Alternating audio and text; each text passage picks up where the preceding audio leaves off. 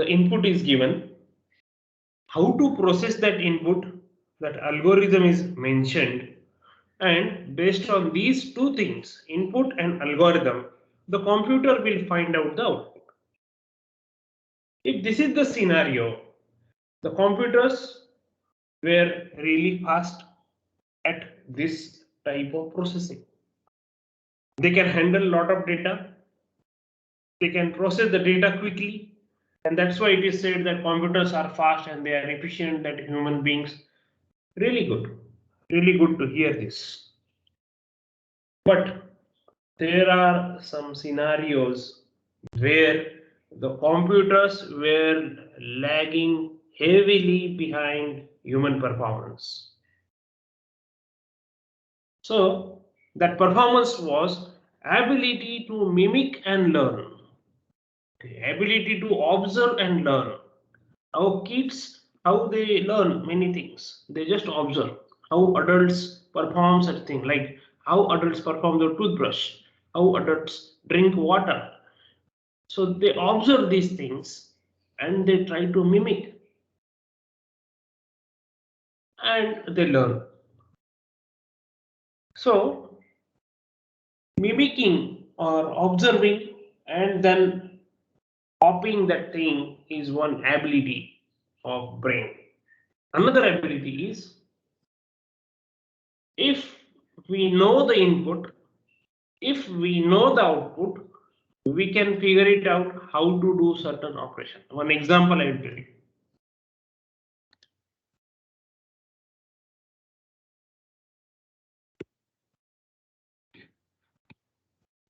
So here I have column X and column Y. In X, I am writing some numbers.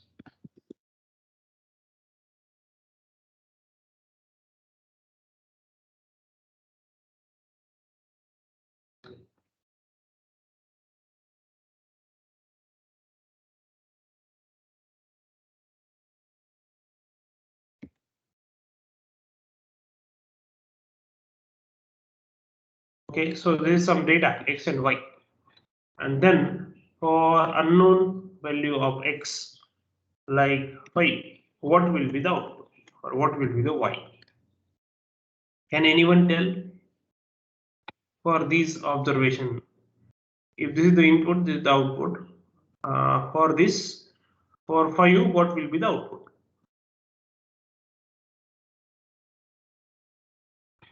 Really simple question actually.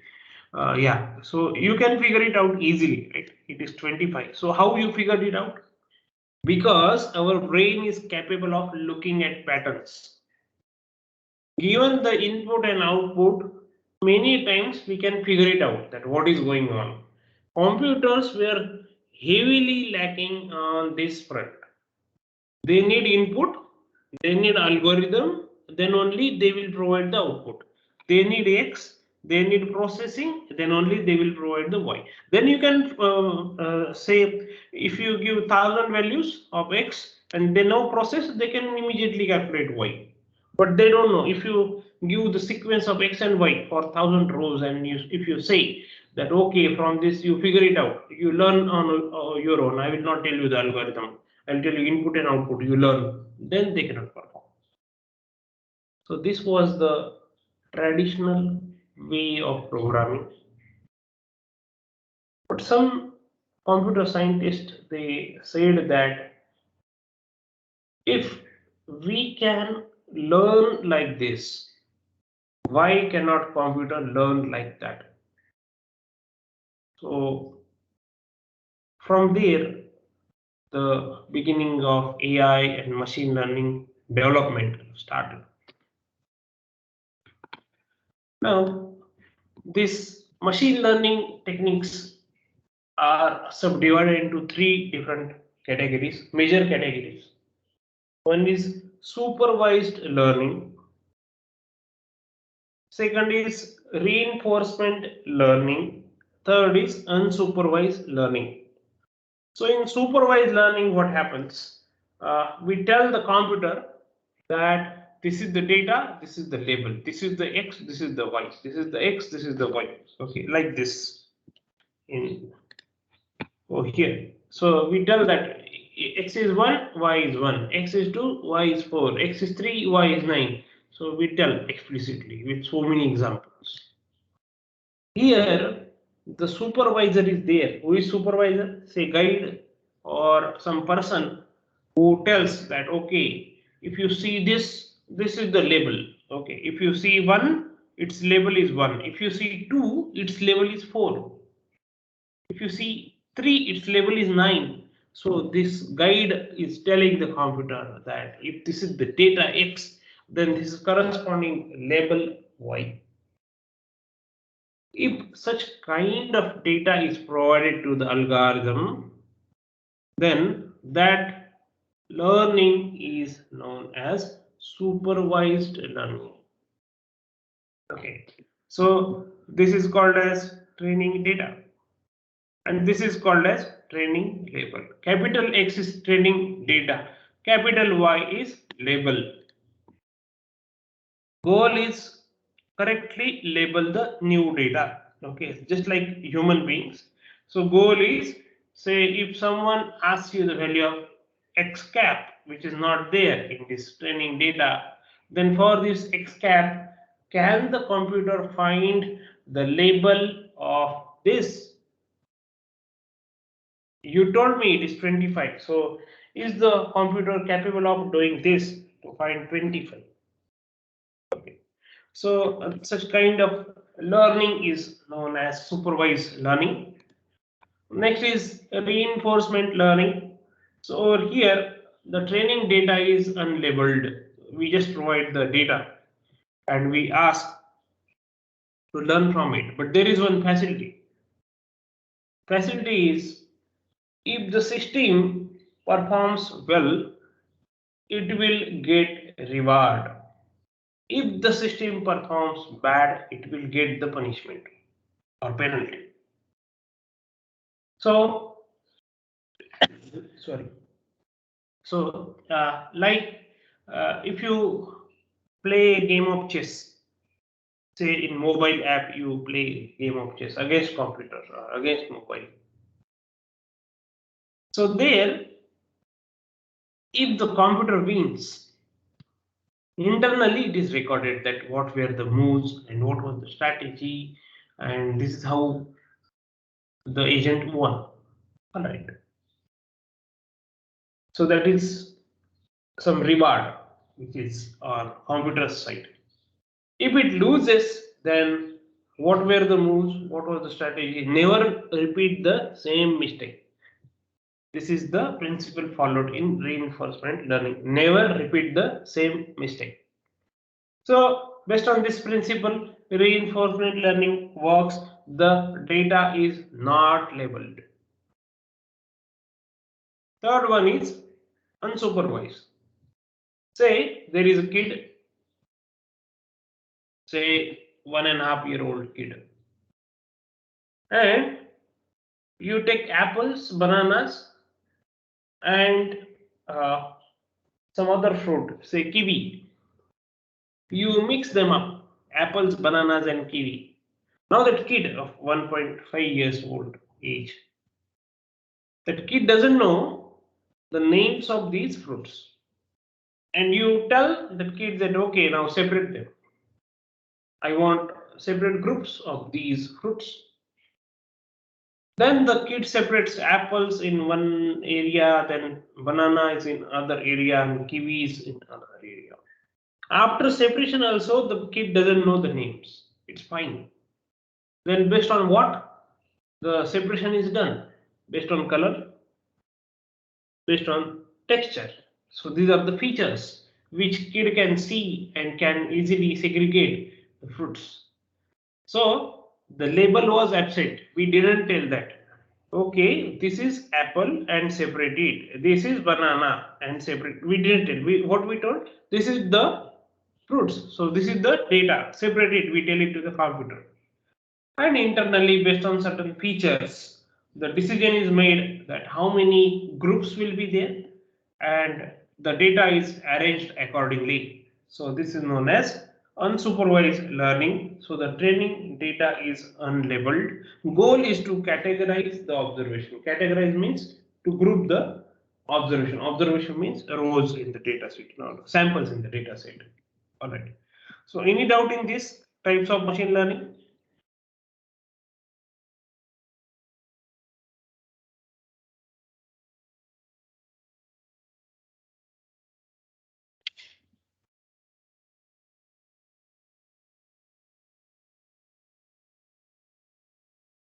No doubts?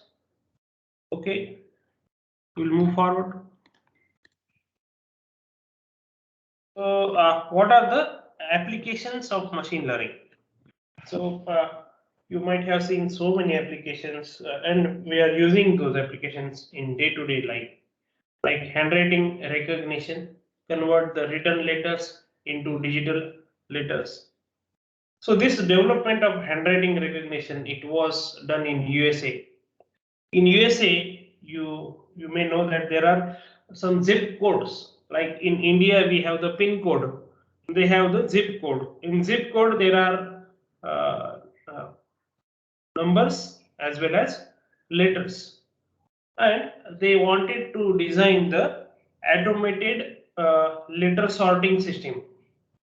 Okay, so the system will scan the letter and it will put it in appropriate tray. The robot will put it in appropriate tray. So for that purpose, they had to recognize that what is being written. So this is how way back, uh, long back, they started the development of handwriting recognition.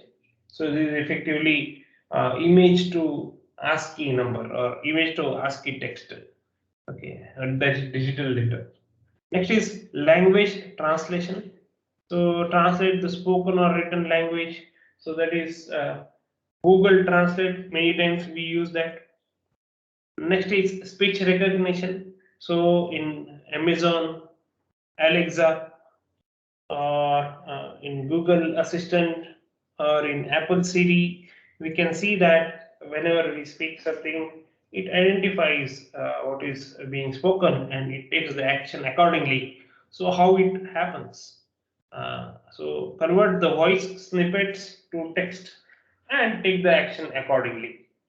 So when you use the any of these assistants, you might have observed that it requires internet connection, isn't it? And when you speak something, what it does, it records your sound and it sends to the server. In that server, your voice is processed.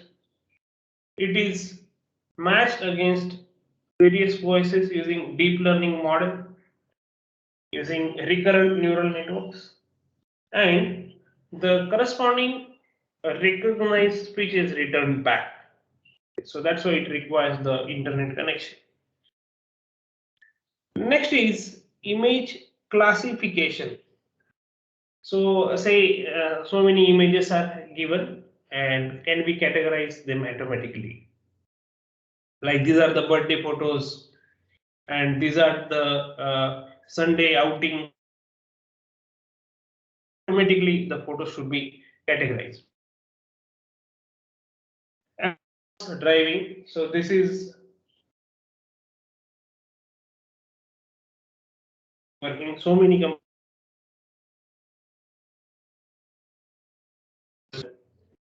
So they try to mimic the skills of, which is really a difficult task for computers. Next is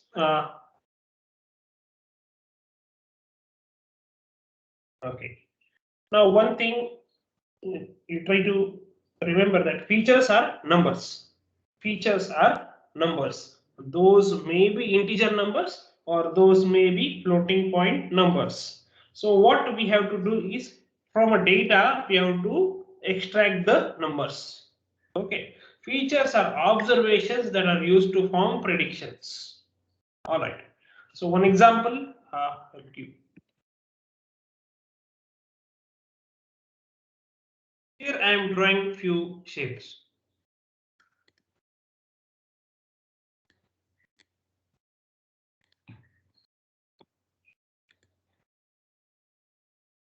these three shapes are there, and those shapes are actually images.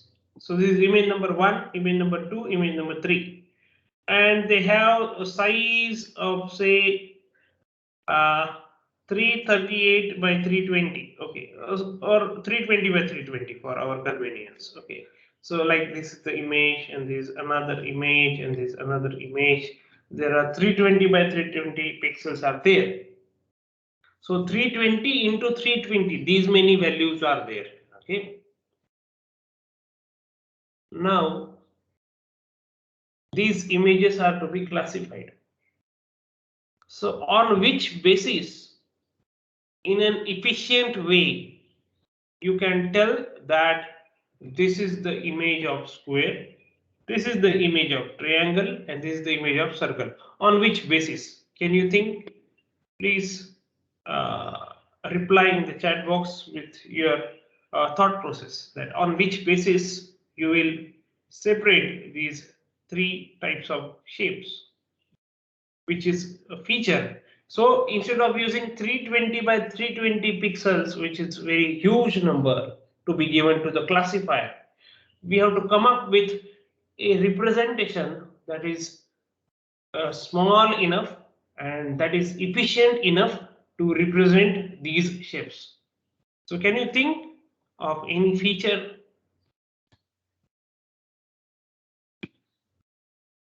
Just anything, your thought process, you can type it in the chat box. That what will be the features or a single feature?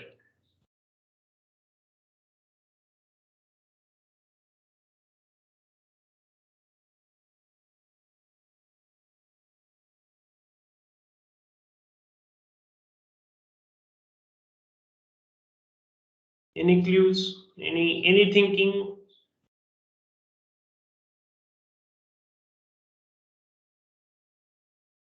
Brilliant answer, Rishiraj. Number of vertices. Yes, correct.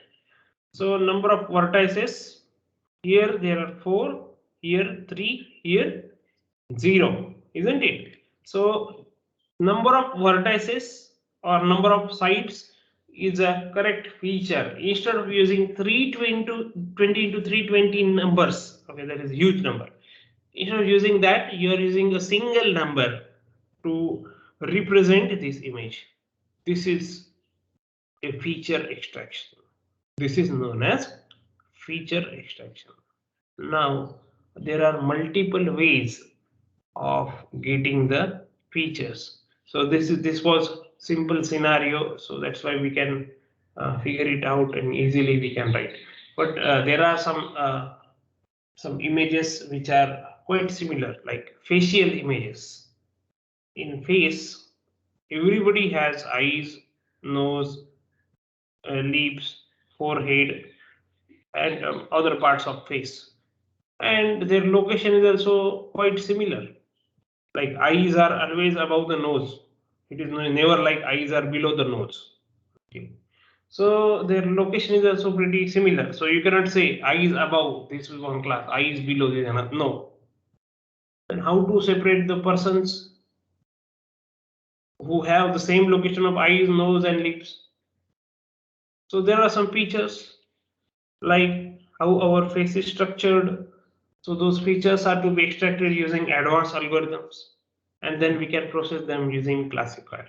So this scenario which we discussed was quite trivial and easy, but in real life the images may be quite similar, and we have to use different algorithms to extract the features. But just remember, feature is a number. Either it may be integer or floating point number. Okay. All right. So for image classification, the pixels are features. Here, the pixels are features in its raw form. Raw form means in its present form, or whatever the form it is captured in. Advanced machine learning engineers or data scientists, what they do, they extract the feature, they obtain the intermediate representation from image to that intermediate representation, and using intermediate representation, they give it that number as feature to the classifier.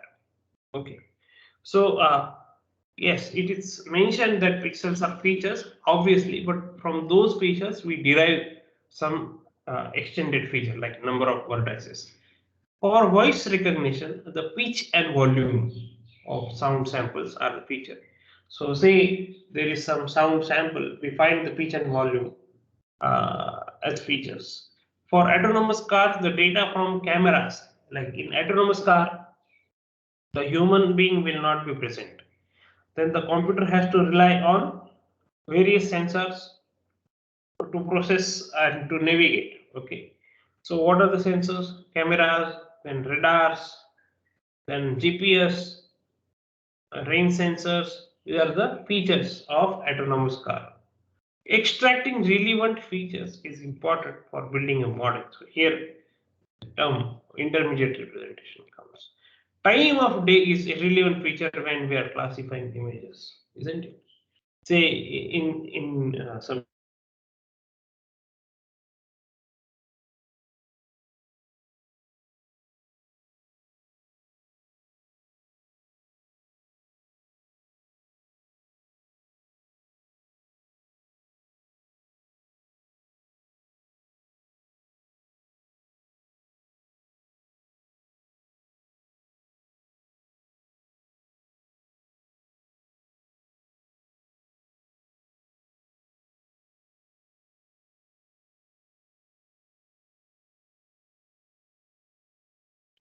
hello, am I audible? Hello, Yes, sir. hello.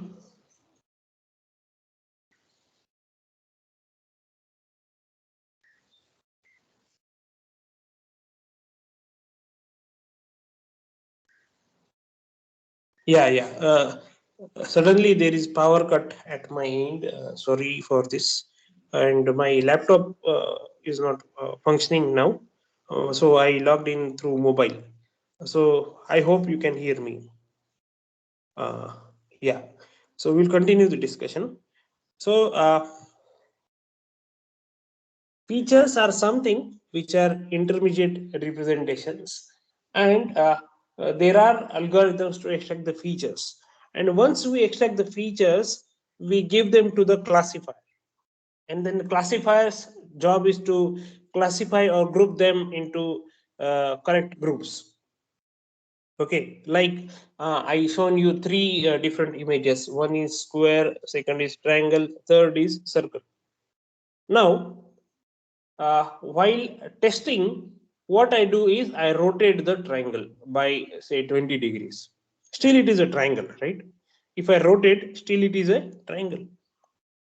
Then can the algorithm correctly label this test image as triangle? That is a question. Because in real life, the data which was recorded during training and the data that appears at the time of testing, both may be different, both may have certain degree of variation. If this variation is there, then also your algorithm should be capable of recognizing or classifying the test data. This is the requirement. Okay. Say there are some applications which can allow you to log in to your mobile phone through camera, like facial image is there. It will capture the facial image, and it will allow you to log in. At the time of enrollment, you were wearing spec, and at the time the light variation was not much. Steady light was there, and you enrolled the data. Okay, good. This is training data. At the time of testing, now you took your mobile phone outside, and you are standing at a place where there is a lot of crowd behind you. Okay, and a lot of lighting variations are also there. Then can your mobile allow you to log in despite of these variations? It should allow, ideally, right? So this is the real life scenario where the training data is different because the background is steady, light is good, and you were wearing spec. At the time of testing, you are wearing goggle, or you are wearing nothing, no spec or no goggle, only plain face is there, and that face is given as input. And then how this system, face recognition system, performs. So these scenarios are there, and it depends on the efficiency of processing algorithm to come to the conclusion. Okay, so these are the some of the applications of machine learning. There are so many applications. Even if you just type machine learning in, and then you type the domain like machine learning in sports, machine learning in medicine, machine learning in manufacturing, you will get applications of this field.